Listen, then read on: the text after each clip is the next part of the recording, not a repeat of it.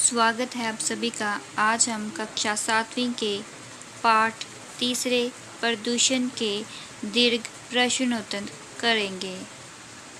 पहला प्रश्न है, उद्योग धंधे और शहरीकरण प्रदूषण के कारण कैसे बने?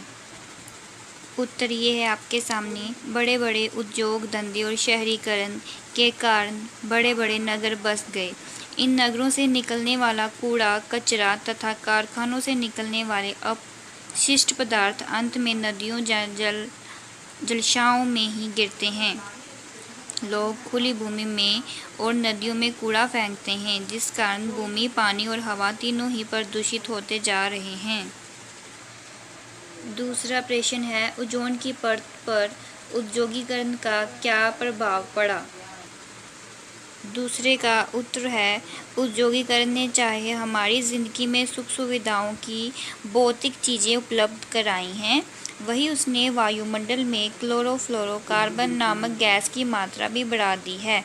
इसके कुप्रभाव से ओजोन की मात्रा में कमी हो रही है, जिसके कारण ओजोन की परत में छेद हो रहे हैं।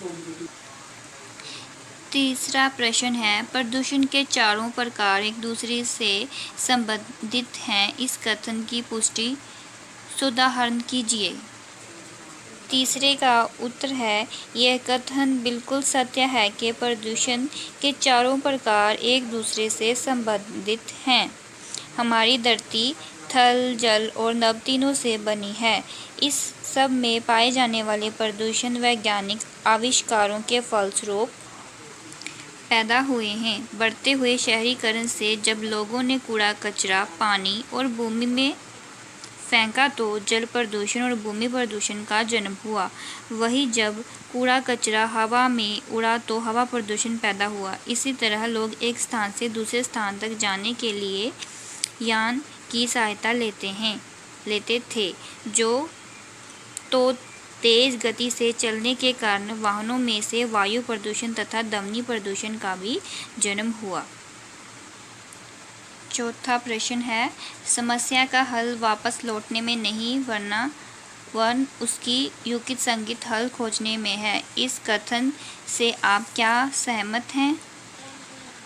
हम इस कथन से बिल्कुल सहमत हैं। हमें धरती को प्रदूषण मुक्त करने के लिए प्रकृति से तालमेल बनाना चाहिए। अपनी धरती को हरा भरा बनाए रखने के लिए निरंतर प्रयास करने होंगे। पेड़ पौधे हमारे मित्र हैं। हमें धरती को प्रदूषण से बचाने के लिए ज़्यादा से ज़्यादा पेड़ पौधे लगाने चाहिए। वृक्षों की टहनियों को तोड़ना नहीं चाहिए। वास्तव में समस्या का हल निरंतर हो रहे विकास को रोकने में नहीं है, बल्कि युक्ति संगत समाधान खोजने में ही है। निम्नलिखित का आशय स्पष्ट कीजिए। प्रश्न 5वां, क पाठ, पर्यावरण हमारा रक्षा कवच है। उत्तर 5वां, क पाठ, पर्यावरण हमारा रक्षा कवच है, अर्थात ये हमें प्रकृति से विरासत में मिला है।